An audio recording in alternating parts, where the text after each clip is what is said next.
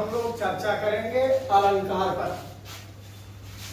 पिछली बार भी जब हमने क्लास किया था तो आपसे बात मेरी हुई थी अलंकार। अलंकार का मतलब क्या होता है? गहना, श्रृंगार नहीं, आभूषण। अलंकार का मतलब गहना, आभूषण। अब यह बताओ कि ये गहना या आभूषण क्यों पहना जाता है? तीन बातें हैं। एक तो है कि गहना शोभा के लिए, दूसरी बात कि गहना का निर्धारित स्थान है, कौन सा अलंकार कौन सा आभूषण कहाँ पहना जाएगा।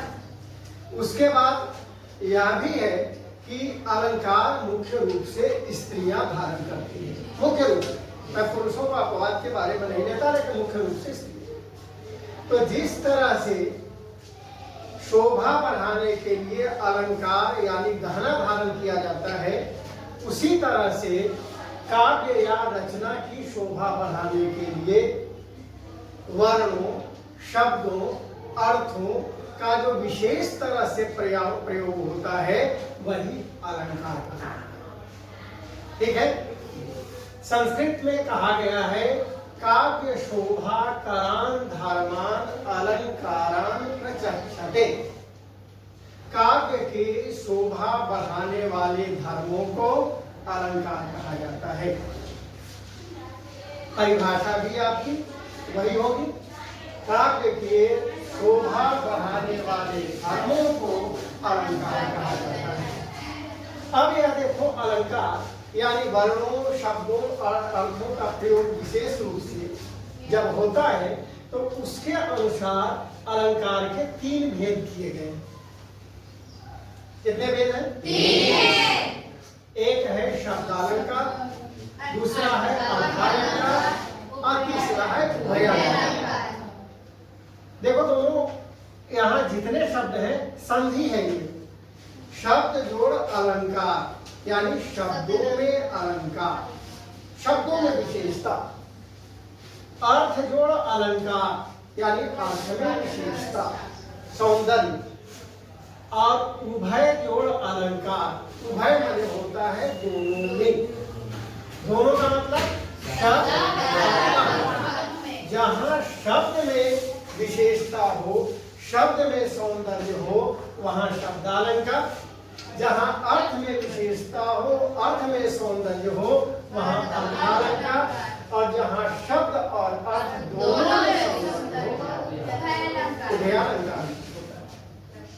अलंकार के अगर सभी भेदों उपभेदों को देखोगे तो बहुत सारे भेद उपभेद हैं, लेकिन अब हम चर्चा करेंगे आज शब्दालंकार के बारे में। सबसे पहला यह है, इस पर चर्चा करेंगे। शब्दालंकार में क्या होता है जी? फिर से बोलिए। हाँ, जहाँ शब्द में सौंदर्य हो वहाँ। तो शब्दालंकार के 6 भेद हैं। ऐसे 3 हम जनरल जानते हैं विशेष रूप से, लेकिन 6 भेद हैं। अनुप्रास, यमन, शेष, वक्रोक्ति, विस्तार और पुनरुक्ति प्रकार। आप लोग के स्तर तक जब पढ़ाई होती है तो मुख्य रूप से 3 बारे में विशेष चर्चा होती है। तो एक झलक, एक नजर हम देखेंगे अनुप्रास। देखो बेटा, सबसे अगर सरल अलंकार है, आसान अलंकार है तो ये अनुप्रास अलंकार है। जब कहीं कोई अलंकार आपको पकड़ में नहीं आए, एक बार गौर से उस पर देखो तो वहां पर आपको पता चल जाएगा कि एक विशेष अलंकार हमको मिल रहा है। कोई खास नहीं मिला, लेकिन एक अलंकार मिल रहा है, तो वो अलंकार आपको मिल जाएगा वहां पर अनुप्रास। क्यों? क्योंकि जब एक ही वाक्य में, सीधा सा समझो, समझने के लिए सरल उपाय, जब एक ही वाक्य में किसी एक वर्ण की कई बार आवृत्ति मतलब बार एक वर्ण कई बार जब आ जाए किसी वाक्य में तो वहां अनुप्रास अलंकार होता है। एक चीज और इसमें ध्यान देना होगा, परिभाषा में बताया गया है कि जब किसी वर्ण की स्वरूपतः या क्रमतः देखो बेटा, बहुत आवश्यक है स्वरूपतः या क्रमतः। मतलब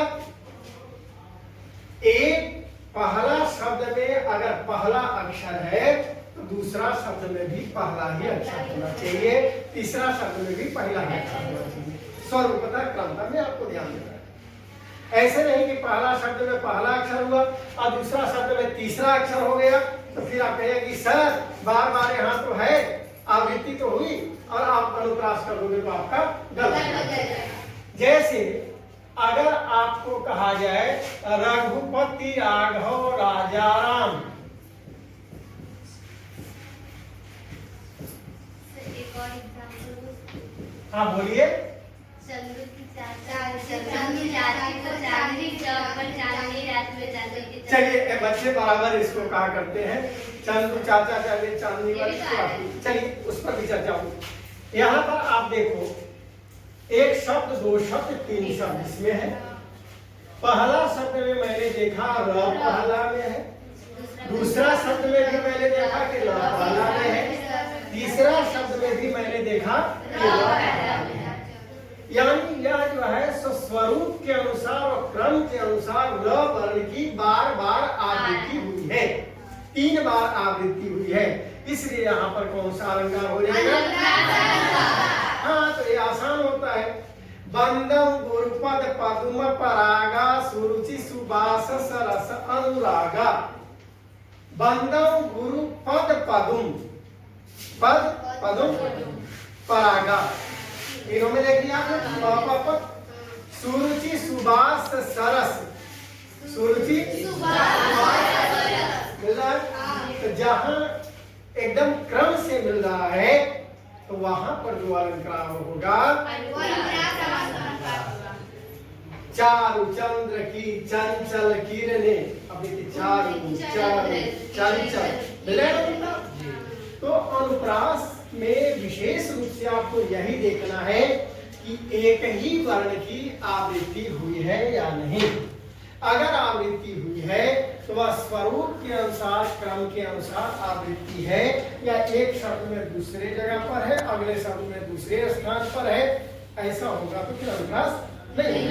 अनुप्रास के लिए आवश्यक है कि एक शब्द में जिस स्थान पर है अगले शब्द में भी उसी स्थान पर। अगर इसमें यहाँ पर यहाँ दूसरे स्थान पर होता तो अगले में भी दूसरे स्थान पर होना चाहिए था।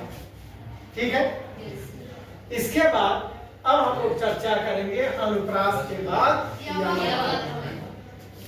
अनुप्रास में वर्ण कई बार आते हैं, एक ही वर्ण कई बार आता है, लेकिन यमक में एक ही शब्द कई बार आता है, लेकिन दोनों का अर्थ अलग है। देखिए बहुत ध्यान रखना होगा। अनुप्रास में बार बार क्या आता है? वर्ण आता है।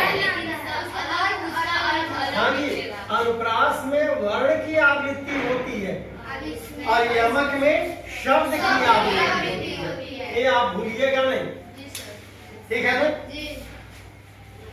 उसने दी थी धोती, वह उसे बार बार धोती है।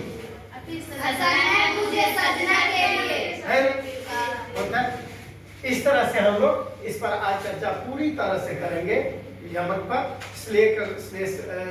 उसके बाद अनुप्रास स्पष्ट हो गया? किसी को और दिक्कत है? नहीं। अलंकार स्पष्ट हो गया आपको? अलंकार क्या है? काव्य की शोभा। संस्कृत में कहा गया काव्य शोभा अलंकार। आचार्य दंडी ने इसको स्पष्ट किया था।